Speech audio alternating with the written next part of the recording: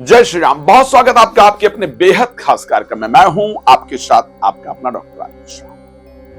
बुध अस्त होने जा रहे हैं। जब भी ये अस्त होते हैं ना तो मेरे को बड़ा डर लगता है। मुझे लगता है कि लोगों को कैसे ठीक करूं, कैसे ठीक रखूं। आपके लिए इनका क्या इम्पैक्ट होगा। कई बार देश पर भी इनका बहुत बड़ा प्रहार पड़ता है। व्यवसाय सभी इन्हीं के हाथ में है, आप लोग जानते ही हैं। और इनका बिगड़ना परिस्थितियों को बिगाड़ देता है। बुध क्योंकि कर्क राशि में है और अगर भारत की दृष्टि से बात करूं तो तृतीय भाव में है। और तृतीय भाव क्योंकि दूर संचार, दूरभाष एंड पड़ोसियों से बात इत्यादि की, पड़ोसियों से रिश्तों की बात होती है, तो इन सभी चीजों को मैनेज करते हैं। बट आप जानना चाहते होंगे कि मेरे ऊपर इसका क्या प्रभाव पड़ेगा, वही बताइए। तो पहले देश विश्व की बात कर लेते हैं और फिर बात कर लेते हैं आपके अपने घर की, आपके अपने जीवन की, सब बात करेंगे। लेकिन एक सूचना है कि भाई आपको लगता है कि आपकी अपनी कुंडली पर मैं एक बार अच्छे से अध्ययन करूं और आपको बताऊं, तो आप मुझे कॉल कर सकते हैं और अपनी डिटेल प्रोवाइड कर सकते हैं और समय आपको लेना पड़ेगा। मैं एक बेहतरीन जानकारी देकर के आपके जीवन को बेहतर बनाने का प्रयास करूंगा। आपको लगता है कि आप मुझे अपने घर बुलाएं और घर की एनर्जी, ऊर्जा कैसी है, सकारात्मक है या नकारात्मक है, मैं उसको आकर के चेक करूं, आपको बेहतर जानकारी दूं, तो वो आप मुझे अपने घर पर बुला सकते हैं। सुंदरकांड संगीत में कराना चाहते हैं घर की ऊर्जा को चेंज करने के लिए, तो आप अपने घर में सुंदरकांड का पाठ मेरे द्वारा करा सकते हैं। श्री राम कथा, श्रीमद् भागवत कथा आप कराना चाहते हैं अपने घर में या कहीं अपने यहाँ पर, तो करा सकते हैं। आने वाले समय में बोस्टन यूएसए आने का प्लान है। अगर आप चाहते हैं वहां मुझसे मुलाकात करना तो आप मुझसे वहां पर मिल सकते हैं। अब आइए थोड़ी चर्चा कर लेते हैं।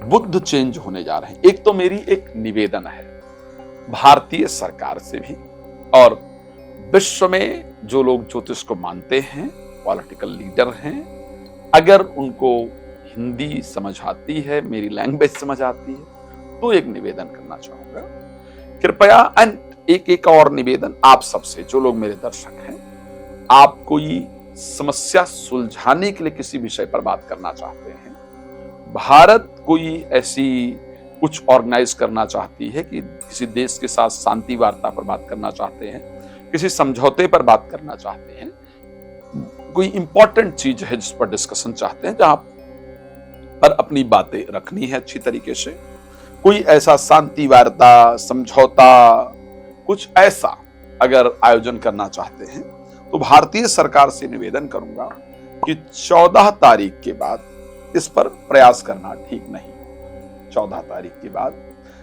इसको अवॉइड करना चाहिए थोड़े दिन के लिए। मैं एक बार आपको डिटेल थोड़ा और क्लियर देख के बताता हूं। 14 अगस्त को बुध जो है अस्त हो जाएंगे और उदय जो इनका होने की परंपरा है बुध की, वो कब तक होगी? 14 अगस्त को बुध जो है उनका अस्त होने की परिस्थिति दिख रही है। 14 अगस्त को बुध पूर्व में अस्त हो जाएंगे और बुध जो अस्त रहेंगे, बुध का उदय होने का कब है? पूरा अगस्त करीब बुध मुझे अस्त होते हुए दिख रहे हैं।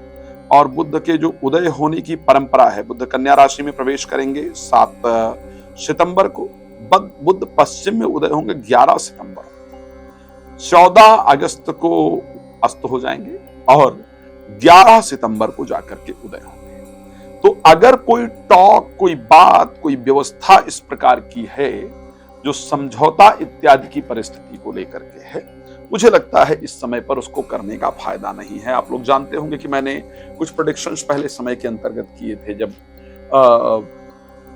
पाकिस्तान के अंदर यूएस का और ईरान का वो डिस्कशन हो रहा था, पाकिस्तान उसमें बड़ा उछल रहा था, कूद रहा था, ओ हमने ये कर लिया। मैंने कहा कुछ नहीं होने वाला, ये ऐसे समय पर आप करने जा रहे हो जब बुध वक्री हैं, बुध नीचस्थ हैं, और इस समय पर किया गया टॉक किसी कंडीशन तक पहुंचता ही नहीं और नहीं पहुंचा, वही हुआ। तो खैर आपको इस समय बताना चाहता हूं कि भारतीय सरकार के अगर कोई भी लोग इस बात को सुन रहे हैं और कोई समझौता चाहते हैं, कुछ चाहते हैं, तो मुझे लगता है इस समय पर करना वो ठीक नहीं होगा। पार्टी अगर आपस में कोई समझौता, कोई गठबंधन बनाना चाहती है, मुझे लगता है इस समय पर वो बेहतर नहीं होगा। आप भी अगर कुछ कोई विवाद चल रहा है और उसको सुलझाने के लिए बैठना चाहते हैं, चाहती हैं, तो अगर संभव हो तो भाई नहीं किया जाए, और अगर नहीं संभव है तो 1 महीना नहीं टाल सकते हैं, तो फिर एक बार अगर पॉसिबल हो तो डिस्कस कर लीजिएगा, या भगवान गणेश जी का खूब नाम लेकर के प्रार्थना करके, हनुमान जी की प्रार्थना करके, प्रभु बल बुद्धि विद्या देहु मैं हरऊं कलेश विकार करके तब उसको डिस्कस कीजिएगा, तो उसके लिए फायदेमंद होगा। किसी भी समझौते के लिए बात करना इस समय पर बहुत बेहतरीन नहीं होता है। जब बुध अस्त होते हैं, चाहे वो रिलेशनशिप का समझौता हो, चाहे वो विवाद का समझौता हो, चाहे वो किसी भी चीज का समझौता, बुध स्पीकिंग स्किल्स के कारक है। बुध टॉक है, बुध बातचीत है। बुध अगर अस्त है तो फिर वो बातचीत सही दिशा में पहुंचे उसके चांस नहीं होते हैं, ये ध्यान रखिए। चलिए, इतनी लंबी चर्चा ना बढ़ाते हुए, आप लोग बाकी तो मुझे कॉल करके जान ही लेंगे, मैं बताता हूं कि किस किस चीज को किस किस चीज का ध्यान रखना है, कहां कहां जो दर्शक हैं उनको अपने किस किस विषय पर ध्यान रखना है। राशि मेष के लोग, आत्मविश्वास थोड़ा डाउन होगा। क्या करना है इसको बताऊंगा। बुध अस्त होने से तो मतलब डिसीजन लेने में दिक्कत होगी, कॉन्फिडेंस लेवल थोड़ा डाउन होगा, पर ध्यान रखिएगा। भाई बहनों के साथ जो रिश्ते हैं उसको बेहतर रखने का प्रयास कीजिए। आपको आपके हेल्थ का इस समय पर ध्यान रखना होगा। इस समय बॉडी अपने आप वर्क नहीं करेगी, आपका मोटापा वगैरह बढ़ेगा, हेल्थ प्रॉब्लम्स आने के संकेत रहेंगे। आपको थोड़ा ज्यादा एफर्ट करना पड़ेगा, तो एक्सरसाइज वगैरह पर ध्यान दे दीजिए, बेहतर परिस्थिति कीजिए, परेशान। राशि वृष, आपके लिए इन्वेस्टमेंट इस समय पर किया गया पैसा फंसने का योग बनेगा। शब्द में वो एक आपको लगेगा कि मतलब मैंने कुछ और बोला और उसका मीनिंग कुछ और निकाला गया, इस प्रकार की परिस्थिति रहेगी। पैसे से रिलेटेड, इन्वेस्टमेंट से रिलेटेड कुछ चीजें फंसेंगी। बच्चे या फ्रेंड के द्वारा ऐसा बिहेवियर होगा जो बहुत अच्छा नहीं लगेगा आपको। आपको लगेगा कि मतलब जो कर रही थी आप, मैं पक्का कह सकता हूं, अगर वृष राशि है तो आपको ये लगेगा कि यार ये मेरा बच्चा जो था या थी, ये मतलब ये बहुत अच्छा कर रहे थे, कर दिए, अचानक डिस्ट्रैक्ट कैसे हो गए, अचानक इनके अंदर चेंजेस कैसे आ गया। आपका खुद का भी ब्रेन बहुत एक्टिवली काम करे वो थोड़ा मुश्किल होगा। साथ में आईवीएफ वगैरह इस टाइम पर कराना बेहतर नहीं होगा। मैं लास्ट में उपाय बताऊंगा, ध्यान रखिएगा कि क्या करें जिससे बेहतर रहे, तो बात करेंगे उस पर। राशि मिथुन के लिए, प्रॉपर्टी से रिलेटेड जो चीजें हैं वो रुकने का और फंसने का योग बनेगा। हेल्थ में वहीं पर हेल्थ रुक जाएगी, उसमें बहुत कोशिश करने पर भी उसमें कुछ पॉजिटिव असर दिखे, या एक्सरसाइज वगैरह करने पर भी वेट लूज ना हो या ना बढ़े, इस प्रकार की परिस्थिति रहने वाली है। थोड़ा सोचने समझने की क्षमता में दिक्कत आने का संकेत है, तो थोड़ा सा डिसीजन लेते वक्त ध्यान रखेंगे। मैं उसके लिए बता रहा हूं कि लास्ट में उपाय बताऊंगा। राशि कर्क के लिए जो परिस्थिति रहेगी, कॉन्फिडेंस लेवल थोड़ा घटेगा इस समय पर, और विदेश या कोर्ट कचहरी से रिलेटेड, जैसे कोर्ट कचहरी में कोई तारीख है तो वो टल जाएगी, अभी डिसीजन नहीं आएगा। आपको लग रहा था कि अब डिसीजन आ जाएगा, नहीं आएगा, वो टलेगी, डेट आगे जाएगी। और विदेश से रिलेटेड कोई काम है तो रुक जाए, टल जाए, फंस जाए, इस प्रकार की परिस्थिति के संकेत है। क्या करें जिससे चीजें ना अटके, उस पर बात करेंगे। राशि सिंह के लिए, इस समय पर जो इन्वेस्ट की गई चीजें हैं वो अटक जाए, किससे बातचीत चल रही हो वो अटक जाए, शेयर मार्केट वगैरह में जो पैसा लगाया जाए वो कहीं फंस जाए, कोई लूट ले, कोई चोरी इत्यादि कर ले, इस प्रकार का योग है। तो इन सारे विषयों पर आपको सावधान रहने की आवश्यकता हो। राशि कन्या के लिए, स्वास्थ्य पर थोड़ा ज्यादा ध्यान देना पड़ेगा इस समय पर, क्योंकि बुध अस्त होंगे तो बॉडी को उतनी पावर मिल नहीं रही होगी। प्रोफेशनल लाइफ में भी ये समय होगा जहां पर मुझे थोड़ा ज्यादा एफर्ट करना होगा, ज्यादा कोशिश करना होगा, तभी रिजल्ट आएगा। लेकिन अभी जो प्रयास करेंगे ऐसा नहीं कि वो नुकसान चला जाएगा, भविष्य में वो बड़े काम का होगा, इसको ध्यान रखिएगा। भविष्य में उसका पॉजिटिव रिजल्ट आएगा, लेकिन अभी जब खूब प्रयास करेंगे तो ही कुछ होगा, इसको ध्यान रखेंगे। बट होगा, भगवान कृपा करेंगे, बेहतर परिस्थिति होगी, परेशान नहीं होइएगा। राशि तुला के लिए अगर हम बात करते हैं, राशि तुला के लिए धीरे धीरे ना मन करेगा पूजा ना करो, धीरे धीरे पूजा पाठ करने का मन नहीं करेगा, पढ़ने का मन नहीं, धीरे धीरे मन करेगा, कोई रिसर्च वगैरह कर रहे हैं तो लगेगा कुछ हो नहीं पाएगा, इसको छोड़ दिया जाए, ऐसे विचार बनेंगे। और साथ में नींद देर तक नहीं आएगी, रात तक जगते रहेंगे, टुकु टुकु ताकते रहेंगे, ऐसा होगा। मोबाइल बहुत देर तक देखेंगे, तो थोड़ा वहां ध्यान देना है। क्या करेंगे ताकि ये बुध का नेगेटिव इंपैक्ट ना पड़े, इस पर बात करूंगा। बहुत बढ़िया उपाय बताऊंगा, मजा आ जाएगा, चिंता मत कीजिए। राशि वृश्चिक के लिए क्या होगा, यहां पर एक तो शेयर मार्केट में पैसा नहीं लगाइएगा। और हाँ, एक बात ध्यान रखिएगा, कुछ लोग झांसा दे करके पैसा लूटने का प्रयास करेंगे। यहां लगाओगे तो पैसा डबल, यहां लगाओगे तो पैसा डबल। कुछ लोग इस प्रकार के प्रयास करेंगे कि ये प्रॉपर्टी बहुत फायदेमंद है, ये बहुत फायदेमंद है, ऐसा करना बहुत फायदेमंद है। वो झांसा दे करके ऑनलाइन के माध्यम से या फिर किसी अदर माध्यम से आपके पैसे को लूटने की कोशिश की जाएगी। इसलिए please be careful about that. किसी की झांसे में आकर के पैसा नहीं देना है। कोई आपको बहुत भ्रमित करने का, डराने का प्रयास करे, उससे बचना है। ठीक है, ये ध्यान रखिएगा। राशि धनु की अगर बात कर लें, क्योंकि 7th हाउस के स्वामी हैं और 10th हाउस के स्वामी हैं, यहाँ पर रिलेशनशिप में यानी शादी वादी को लेकर के बातचीत चल रही थी, आपस में बड़ा अच्छा था, प्रेम था, मिठास था, ब्याह के लिए बातचीत करने वाले थे आप लोग, तो इस समय पर घर वर में बात नहीं कीजिएगा। आपस में भी शादी के लिए इस समय कोई कमिटमेंट किया गया बहुत इफेक्टिव होगा नहीं। बिजनेस के लिए भी बातचीत करने पर, बिजनेस के लिए भी जो प्रोफेशन चल रहा है उसमें थोड़ा रुकावट आएगी, थोड़ा कमजोर होगा। ऐसा लगेगा कि यार इसमें एफर्ट ज्यादा है, रिजल्ट कम है, लेकिन करते रहेगा, ये फ्यूचर में बड़ा काम आएगा। परेशान नहीं होइएगा, फ्यूचर में इसका जो है पॉजिटिव रिजल्ट जरूर आपको मिलेगा। कैसे इसमें स्पीड आए उसके रास्ते बताऊंगा। राशि मकर के लिए अगर आज की बात कर लेते हैं तो क्योंकि भाग्य स्थान और छठे भाव के स्वामी हैं, एक तो कोई जो हेल्थ के लिए कुछ आप कर रहे थे, कर रही थी, लाइक मोटापा कम करने की कोशिश कर रहे हो, कर रही हूँ, या कोई दवा इत्यादि ले रहे हो, ले रही हूँ, तो उसका इफेक्ट उतने स्पीड से नहीं आएगा जितने स्पीड से आप चाहते हैं। इसको आप नोट करके रखेंगे।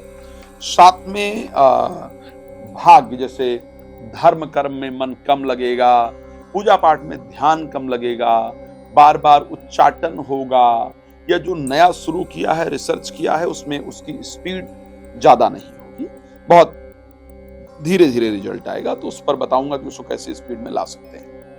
राशि कुंभ मेरी सबसे पसंदीदा राशि।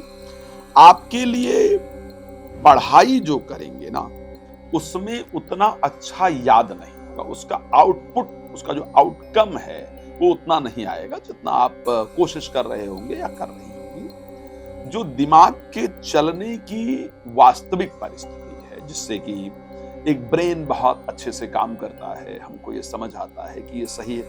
कई बार ऐसे परिस्थिति में हम गलत डिसीजन लेकर के अपना बहुत कुछ गंवा देते हैं। तो आपको इस समय ध्यान रखना है कि एक तो बच्चों के प्रति थोड़ा उनका रवैया उदासीन होगा, थोड़ा जैसा आप व्यवहार चाहते हैं या चाहती हैं उस प्रकार का बिहेवियर उनके द्वारा नहीं होगा।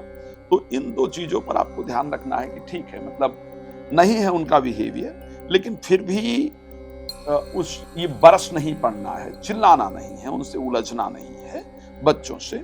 साथ में कोई भी चीज समझौते, मतलब थोड़ा ध्यान से काम को करना है ताकि ब्रेन एक्टिवली चले। गायत्री मंत्र 108 बार रोज करना फायदेमंद है, बताऊंगा अभी उसको लेकर के उपाय।